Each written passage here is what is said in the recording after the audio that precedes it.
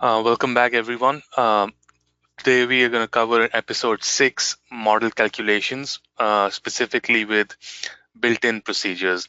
We'll be having a follow-up session where we'll cover the scripted procedures, and that will basically complete the set of how model calculations in general are implemented in Visum.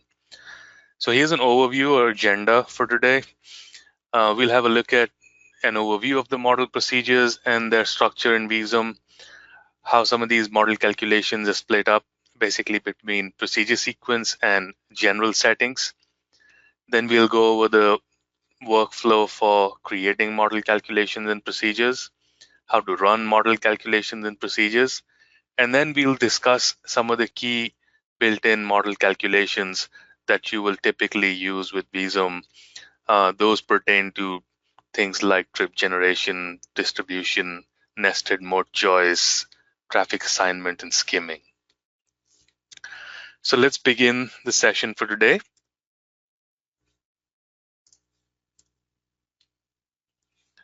So here's an overview of the model procedures in Visum. The model calculations are implemented in multiple ways in Visum. We can use either built-in procedures or use implementation of scripted procedures using the Python scripting interface. Typically, though, most of the model procedures are set up as a combination of some built-in procedures and some scripting. The model setup typically has two components in Visum.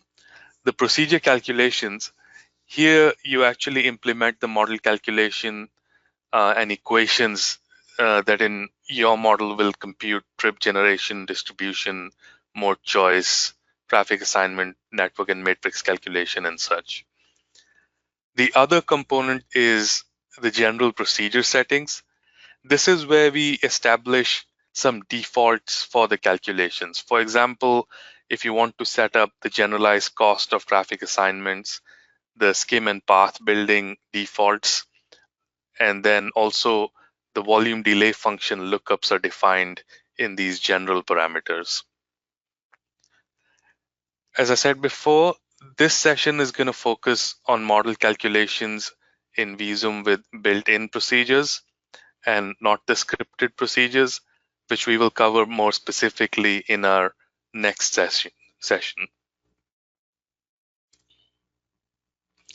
So here's a discussion on model calculations and the procedure sequence. The procedure sequence is used to calculate model calculations for network and matrix calculations, demand modeling in general for generation, distribution, mode choice, and so forth, and then network assignments related to auto transit or if you have multimodal assignments. Model calculations in general can be run as a single step in blocks or as a complete sequence. And these usually pertain to different stages when you're developing or building your models. The single step operation lets you single step through a procedure calculation so that you can debug and analyze results from a single calculation. And once you're ready for running the entire model loop with the debugged calculations, typically you will end up running the complete sequence in an iterative model loop. The model calculations procedures in Visum can be stored in an XML format. This XML can be either directly edited.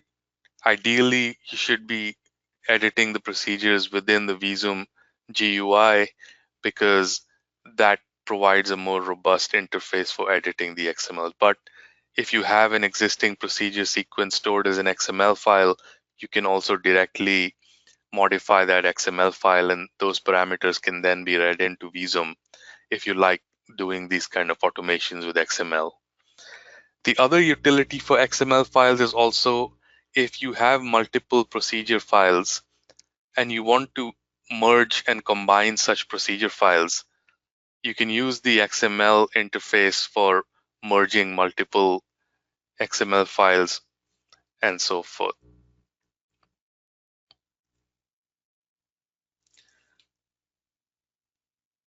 For calculating the models in Visum, the following workflow is applicable.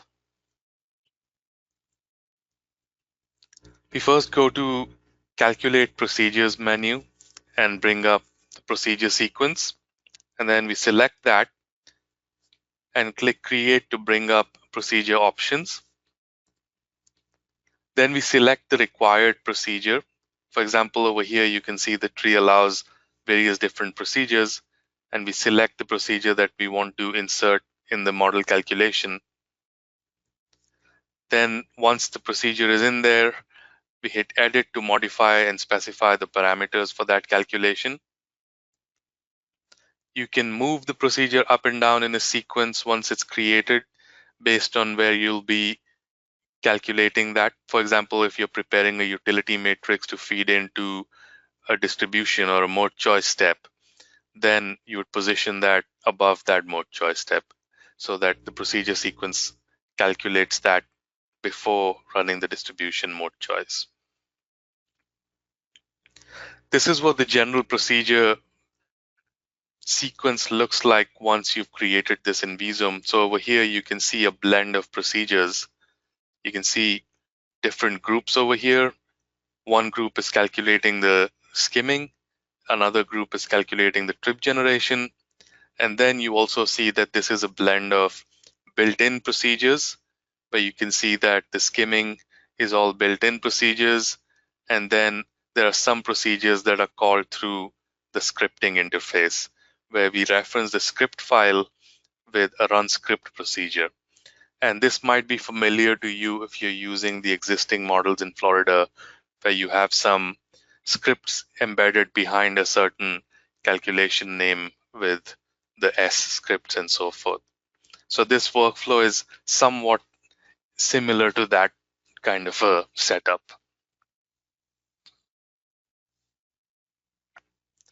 Then running model calculations, the workflow is as follows. You can have the procedure sequence, and then you can either single step or run the entire procedure sequence in one go. So we select this run or play button to run all of the procedures in one go. If you want to single step for testing or debugging a procedure, then we single step through these. And over here, if you have an existing procedure set saved, you can load that XML file and have the procedure set populate the procedure sequence. And then you can also edit, change procedures and save them to an XML file through this save button.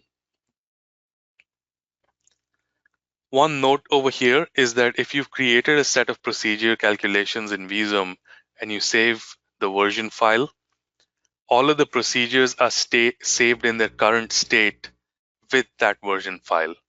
So this way, you can either save the XML file for the procedure calculation externally, or it is also saved in the state in which it is in within that version file as well. To run select procedures, we check or uncheck this active box over here. So in this case, if you have some procedures checked versus some unchecked, only the checked procedures will run.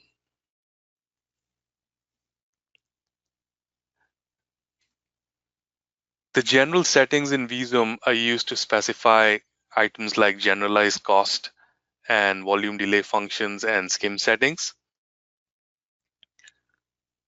So here we can set network assignment rules for skimming parameters for both transit and auto side. The icon for that is this button with a screwdriver. So once you hit that, you'll reach this menu over here which says General Procedure Settings. Here you can see that the volume delay functions with various parameters are stored as a lookup based on a link type for the links, and it works in the same way for nodes and turns. Then the generalized cost for multi-class traffic assignment is edited and stored as an equation. So here you can see the linear combination equation, and this expression is evaluated when the impedance or generalized cost is calculated during the assignment. So here you can see different coefficients and then different terms in that generalized cost function. Then we have certain defaults that we can set for auto and transit skims. Specifically, these are defaults that give values to the skim when no path is found between an OD pair. Then there's also the diagonal, which is the intrazonal calculation that you can specify. And that way, during your skim calculation, the intrazonal is automatically calculated per that setting or specification. We have some options for path storage. Over here, we have a base volume. So if you click fix over here, you can set a preload in the network. So if you're trying to accommodate preloads for certain types of transit vehicles and so forth that typically impact the capacity of your links, you can run a preload and then run the assignment so that the total volume to capacity ratio accounts for that preload in the assignments. Then we have various options for storage of paths. Over here, if you store paths as routes, these are typically then available for on-the-fly select link calculation. So all of the paths between the OD pairs will be stored over here for your select link calculation. The do not save option is handy when you're running calculations for various different time periods and you're interested only in link and turn flows and not necessarily the path flows. So this way you can save on some memory on disk and in general, and that makes the assignment process even faster. Save as connections is typically used over here for storage of paths related to the more dynamic assignment methods available in Visum.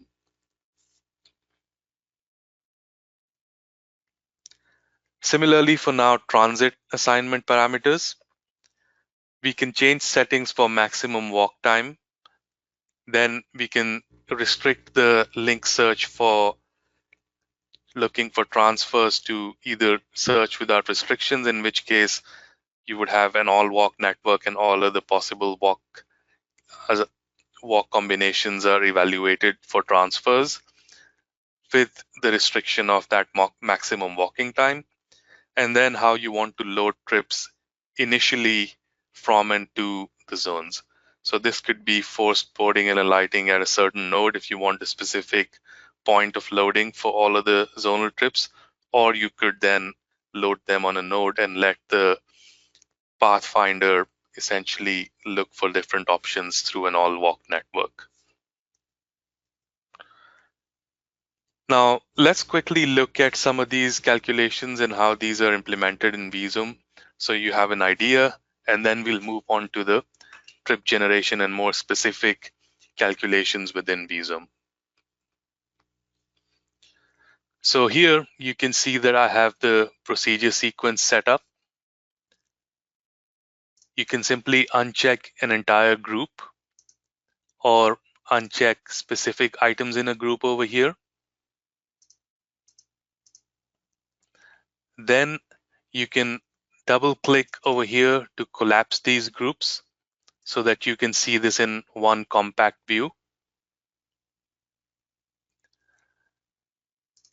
Then if you want to move certain procedures over here, you can simply select that row and go up or down, and that moves the procedure in this sequence. If you want to collapse all groups, you can then also hit this collapse all groups tab, and that'll collapse all of the groups. This way you can get an overview of all of the calculations in that particular model flow. So here you can see the compact view of all of the calculations that we are performing in this model. You can store this sequence into an XML file, and to do that, you basically go here and say save procedure parameters. Then you can say model model calculations, let's say version 1, and then save this XML file. Once you save that XML file, you can access it over here and then look at it in Notepad and so forth. So here I have this. If you want to look at this in Notepad, you can have a look at that.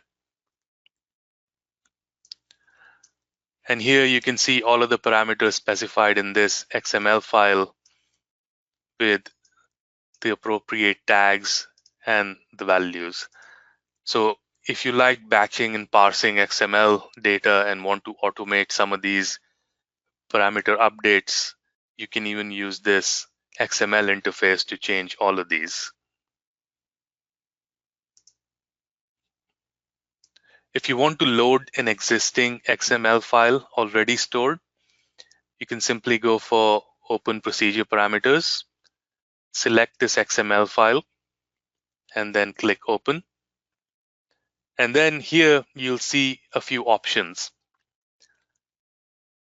You can either load just the procedure sequence or the general procedure settings or separately the variables.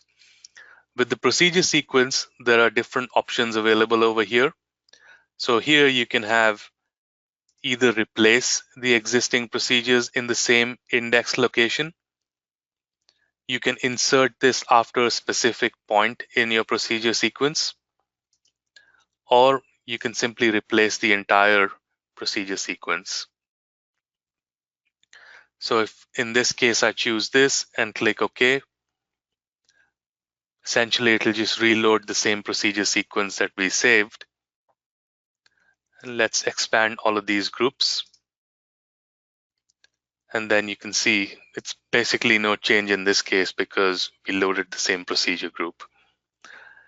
You can set all of these calculations active or inactive again in bulk over here. Or you can set these all active again over here. Then if you want to go for general procedure settings, you can click this icon over here. And this will take you to the general procedure settings. So over here, you can now see that link volume delay functions are stored as a lookup.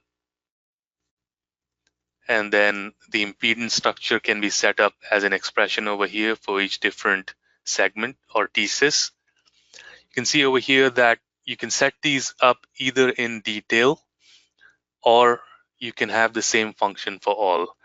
So let's say you don't want to have different cost coefficients for different parameters or different network elements contribute different coefficients, then you can just set it for all, and then the same equation over here will be applied as the weighted value of what you specify in this case. So this way it lets you weight all of these parameters in an expression and set up a generalized cost. You can set this in more detail, for example, your coefficients for turning movements or certain costs or impedances are different for turning movements compared to links and such. You can set this in more detail and set it up separately for each of these. Then again, as we saw in the assignment, you can either fix a volume and then add an extra volume over here. You can specify even user-defined attributes in the more detailed calculation and set up a preload that accesses your user-defined attributes. So this lets you put a preload in the calculation. Then these are simply radio buttons over here that you can check on and off for storing paths. With the skims, we can then set up this intrazonal calculation. So if you're calculating an intrazonal using the edit attribute formula and then accessing that, you can then look at from attribute and access that intrazonal from the zone attribute to set that up like this. Or you can ask for a row or column minimum or a mean. And then also with these two, you can apply a factor. Sometimes it's common to set the intrazonal to half or 1/3 of the minimum distance and so forth. And this can be done for all of these different types of skims for the auto side. And then the same is available on the transit side. In addition, you can set up impedances on nodes with delay functions for turning movements, as well as volume delay function for the nodes. In both of these cases, the same sort of lookup table is used to assign a delay function. So here we can add a delay function, specify the functional form, and set the parameters for it, and then put that lookup over here for a specific turning movement type. And the same methodology is carried over for the node types, and you can set up different node types, and that way in Visum you can model 3 levels of delay. You can either have just a link delay, you can have a link plus turn, or you can have a link node and turn. With the PUT settings over here, we have the assignment, and you can store the routes on different levels, with the simplest one being routes, and then connections are used for storing time-dependent routes. Again, if you want to store more detailed volumes, then you can store those volumes on vehicle journeys. And what this lets you do is look at the specific vehicle loading in your network calculations. And that way, if you have a V by C that you're looking for in transit assignment, you can attach that V by C in the calculation. Over here, we have different settings for walk links. So you can modify the maximum walk time.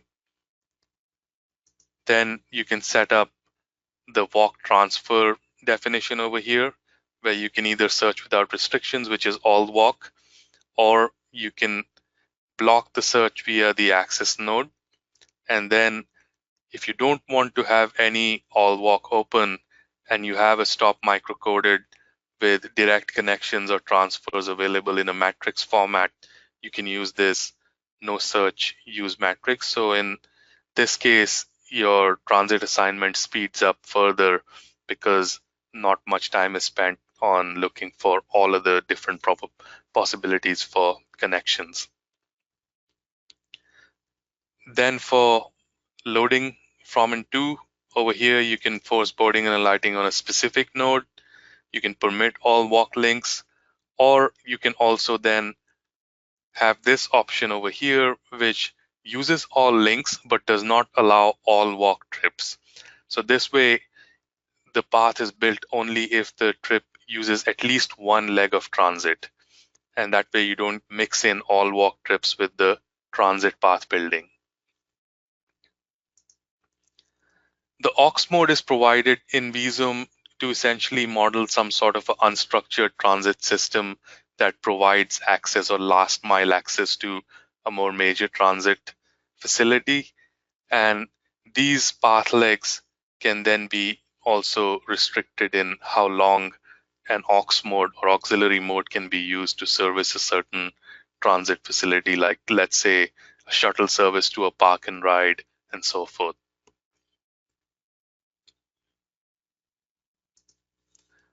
Now here you can drag this arrow and change where you want to start or run procedures. So let's say I wanted to run the skim calculation for auto over here only and update those files.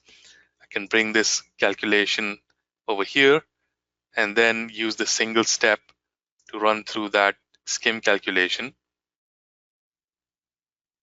And that way it updates the skim matrix over here in these settings. And this can then be done for various market segments and so forth. And we'll see some of this information or detail coming up.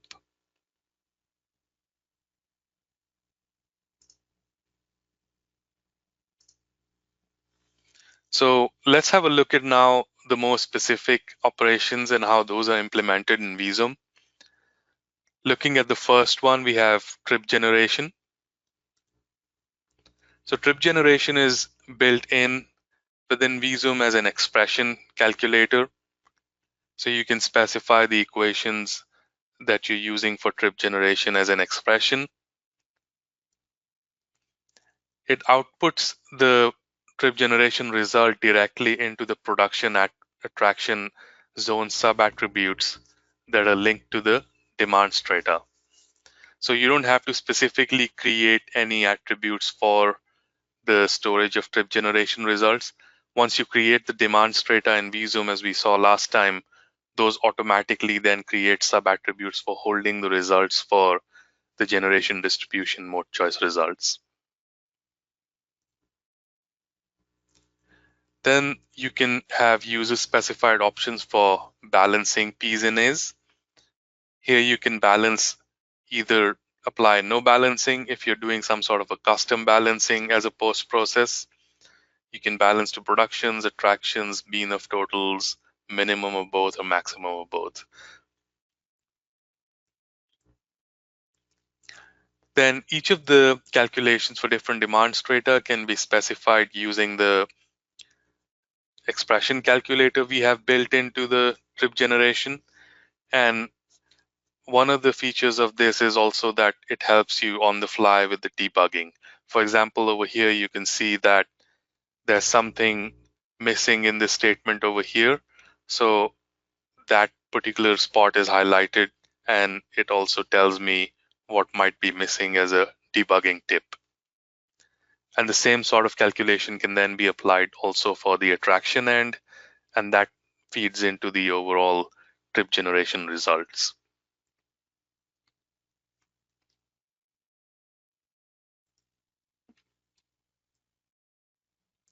So let's have a look at how this can be created in Visum so that we have a linkage of the data flow. Now let's say I wanted to add a trip generation procedure over here. Then I can simply go for create, expand the demand model side, click trip generation, click OK, and that adds that trip generation procedure here. And then we have to select the demand strata for which we are running this calculation. And the demand strata, as you might remember from last time, is stored in this demand model side. And then over here, we have all of these demand strata specified. So once you have that, then you have access to all of those in this section over here. So let's say I wanted to pick this home-based other, then I can pick that, select this, hit edit, enter my trip generation equations over here by accessing the various zonal attributes or the other indirect attributes available. Complete this expression, and in the same way do that for the attraction function, and that creates my trip generation calculation over here. Now the result for this trip generation calculation is sent to, as I said, the sub attributes of the zonal data automatically. So if I look at this listing over here, let's see if I have a listing stored.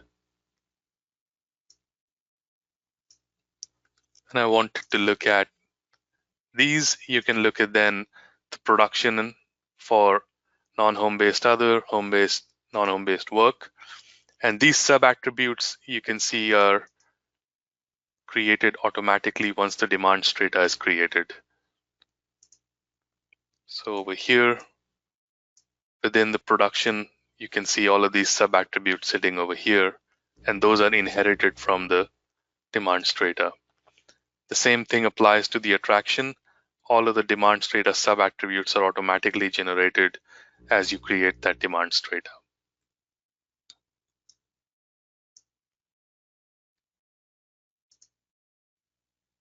So this is for our basic trip generation, and more complex models in trip generation can then also be implemented using scripting, as you can see over here. And we will discuss this in our next session when we look at scripting in more detail.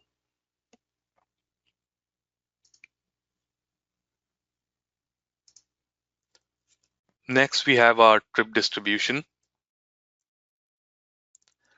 Visum implements the standard gravity model approach and the destination choice approach.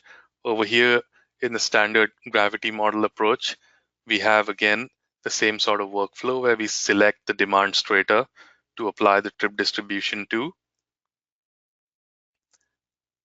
And then the production attraction vectors or P's and A's for this trip distribution come from the result of the trip generation that's calculated in the prior step.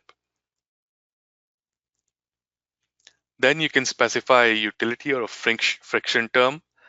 This can be used using either the built-in matrix calculator that Visum has by running different transformations on the costs or travel time, distance, and so forth.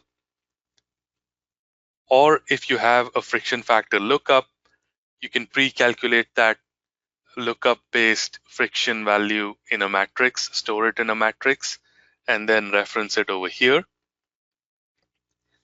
And then apply a functional transformation. These are the general functional transformation applied over here. If you have, for example, your own friction factors that you don't want to perform any transformation on, then you can just simply select this Kirchhoff function and then set the C equal to 1, and that's just going to adopt that friction matrix as is for that trip distribution process. Then if you want to doubly constrain your trip distribution, is basically a traction side balancing. You can check the option for doubly constrained and then the direction or the control total over here, and then run the trip distribution to produce your balanced trip distribution result. The results of that trip distribution are then sent to a user specified OD matrix, which is given over here as the distribution or target matrix. Let's have a look at this implementation within Visum.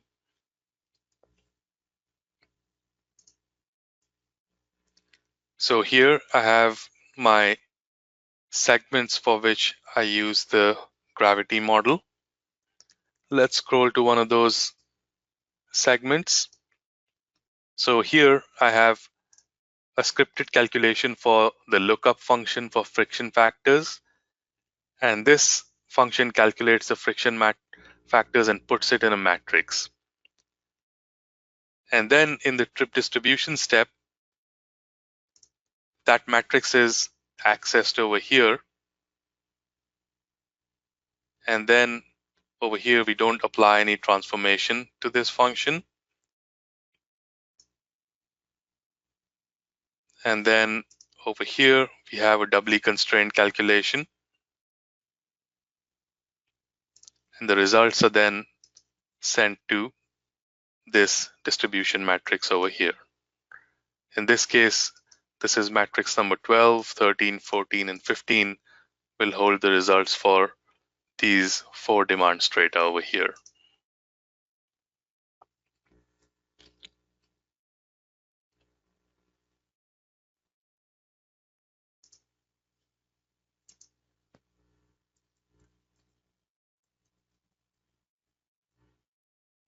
Now let's look at the destination choice or the distribution calculation within a nested framework.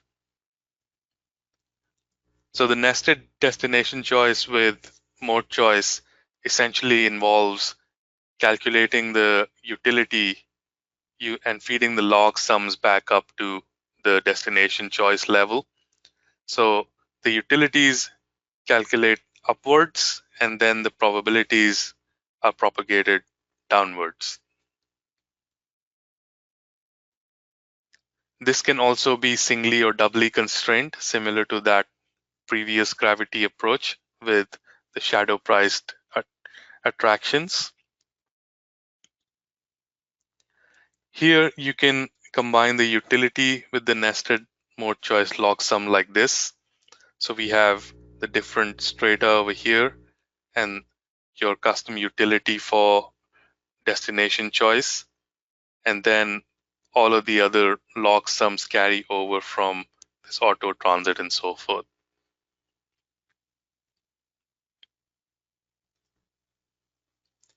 The input and output data flow in this case is also the same as the previous trip distribution, where your production and attraction vectors are pulled from the calculation for the trip generation, and then those are further propagated into a matrix using the destination choice process. For the nested mode choice, we have the same nested demand calculator. And again, this can be used for nested or multinomial choice, depending on how you specify the tree. For this, the workflow involves creating first a model choice structure and then adding the choice levels. So over here, you can see in the graphic that we have various modes specified over here, and then also the result matrix specified for that probability or trips. The choices and nesting structure are specified like this using an interactive decision tree, and you can group and move these mode combinations in the way that you like, or as specified in your estimation framework. The utility inputs can come from, again, either a matrix expression calculated directly within the utility function term over here, or you can pre-calculate a matrix using more complex array manipulation and so forth using Python scripting and feed that into the calculation over here to be used directly. Then in the nesting parameters, you specify the nesting parameters in Visum as the lambdas. So we use essentially Ban-Akiva's formulation where the normalization direction might be different from, let's say, if you're looking at Butt and Kopelman's literature, in which case you'll have the thetas, and in this case, the lambdas are the opposite or inverse of those thetas. So if you have those parameters estimated to, let's say, I believe a logit, then you would enter those, the inverse of that scale parameter over here. Let's take a look at how this is implemented in Visum. So one of the segments for which we've implemented this calculation is for the home-based work. So here you can see that we calculate the destination and mode utilities in a separate step using a script. And then we feed that into this nested demand calculation. And when I look at this nested demand calculation, it has two different levels, one for destination choice, and then the other one for mode choice. On the destination choice side, we have the distribution. We have the attraction variable over here. We are going through the production-based calculation and doubly constraining these home-based work with the maximum of these iterations.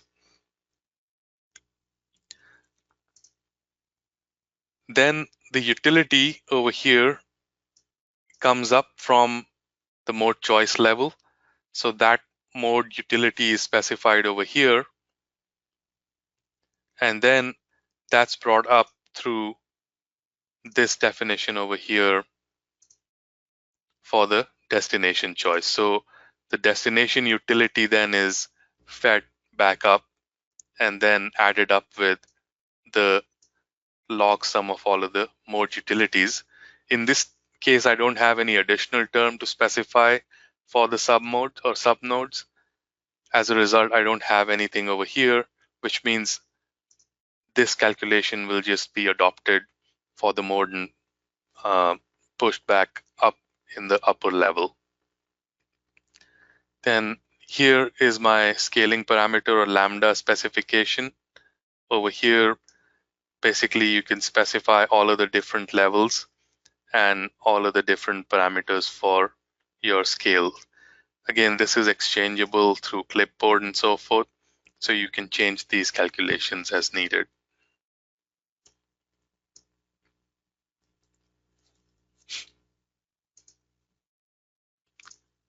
Then over here on the mode choice side, we have all of the alternatives, and these can be accessed through this interactive menu.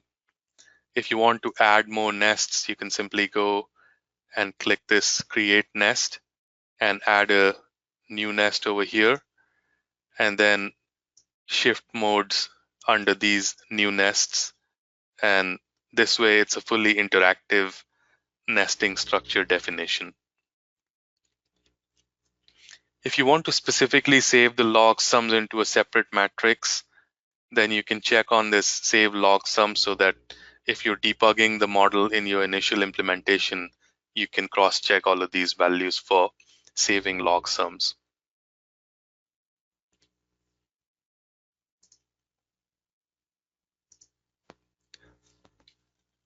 After the generation distribution mode choice, you will come to traffic assignment. And in Visum, we have multi-class traffic assignments with various algorithm options for additive and non-additive path costs. And it's all implemented in a uniform framework and added in the steps as illustrated here. So first you pick the traffic assignment step from the tree of available options. Then you specify the demand segments or market segments for which you want to run the assignment.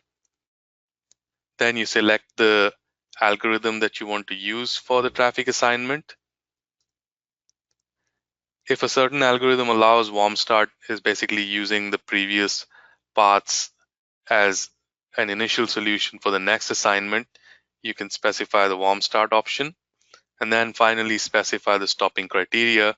So we have either a maximum of iterations or a gap. Well, here it's again max relative gap. We've just called it gap because there were different debate on what exactly the gap should be. Then auto skimming, we have the network skimming is implemented as a separate function, so you don't have to run the assignment to get a skim out. This is a different operation in Visum. So again, from the choice tree, you select a skim or PRT skim calculation, select the market segment for which you want to run the skims, and then select the criteria for impedance. So in this case, impedance could be the generalized cost, or you can do it based on free flow time, congested time, distance, or another user-defined value stored in addval on the network level. Then we have over here which skims to store and calculate. You can check or uncheck any of the skims that you want to store and calculate over here.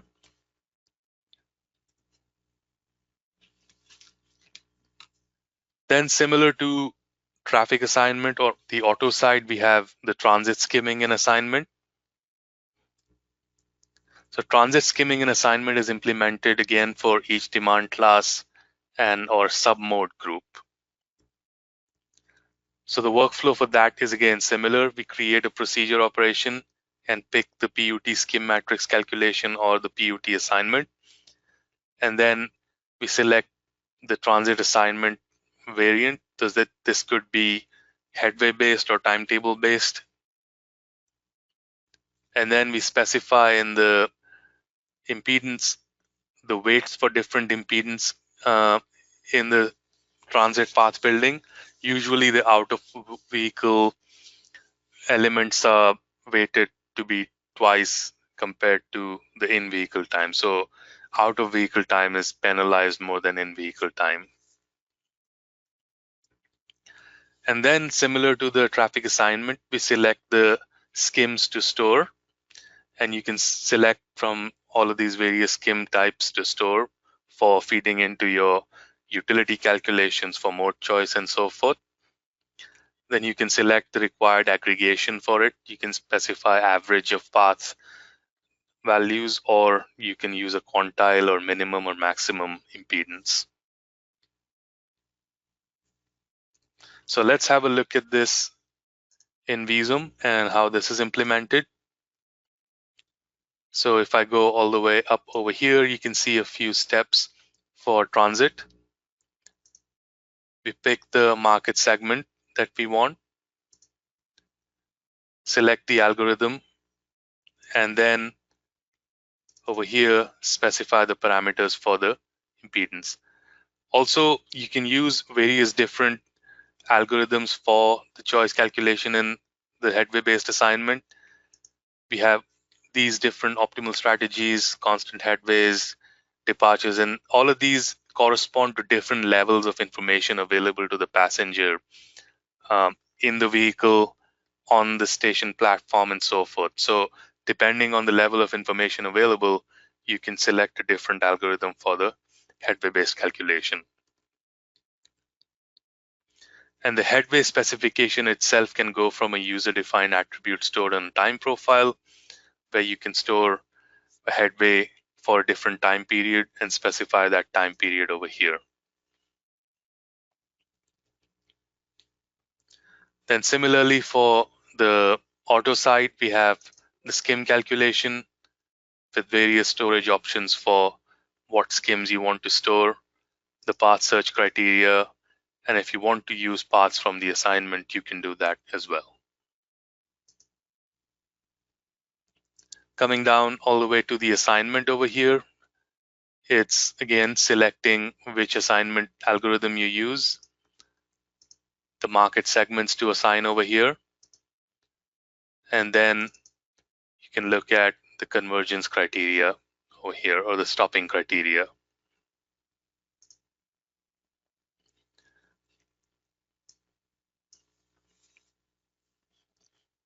Let's go back to our PowerPoint. Then the next important calculation is for network and matrix calculations. Network and matrix calculations are again implemented in Visum using an expression calculator. So edit attribute calculations would typically have a certain capacity scaling or other storage formats. Like for example, over here, you want to store the volumes from a particular time of day to a user-defined attributes. You can run that as an edit attribute formula. For the metrics calculations, it would be things like calculating your gap, composing a utility function, or also factoring trip tables for different time of day to do a PA to OD transformation and so forth. So all of these can be implemented then using the OD matrix formula calculator.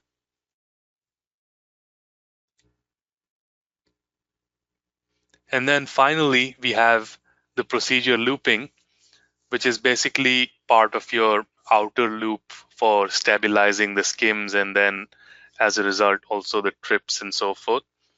So this procedure looping basically is implemented as a separate step in the procedure sequence. What we do over here is create a go-to procedure and then point it to a required go-to step, or which step should I step back to if a certain convergence criteria or stopping criteria is not met. And then you can specify the stopping criteria as one of the built-in calculations, or a link related attribute, or a matrix, or you can store that stopping criteria in a network attribute. Over here, what we've done is calculated the maximum relative gap and then stored that over here in a network attribute. Then you can specify also the maximum number of iterations after which the procedure looping stops and branches forward. So let's have a look at some of these in Visum. Over here, you can see the combination of OD matrices, and we are transferring matrices for different times of day for the assignment over here. In another calculation, we have calculations for gap and so forth. So we are doing matrix averaging over here, calculating gaps. This edit attribute calculation is forwarding the iteration counter. This edit attribute calculation is storing the link flows from the assignment for the AM flows. And then over here we have the go-to loop. So this basically specifies to go back to procedure 19. So the calculation will loop back all the way to the destination mode choice step and then flow further down from there. And over here, we've specified, in this case, naive volume stabilization on the links. But then this can be changed again and pointed to a network attribute. Also, you can change which step to step back to. So if you're using accessibility impacted by congested skims, then you can feed it back to the trip generation step and such.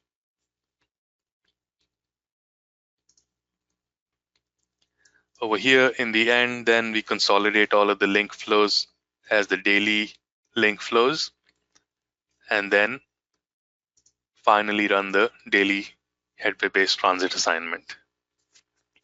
So this entire workflow then can be run using the start procedure, and it'll churn through all of the procedure calculations and produce outputs.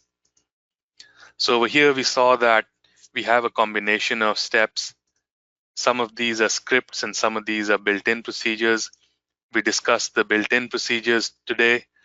Next time we'll have a look at all of the scripted procedures and explain how scripting interfaces with Visum and the different object model and object structure of Visum, and how you can use scripts to implement your calculations.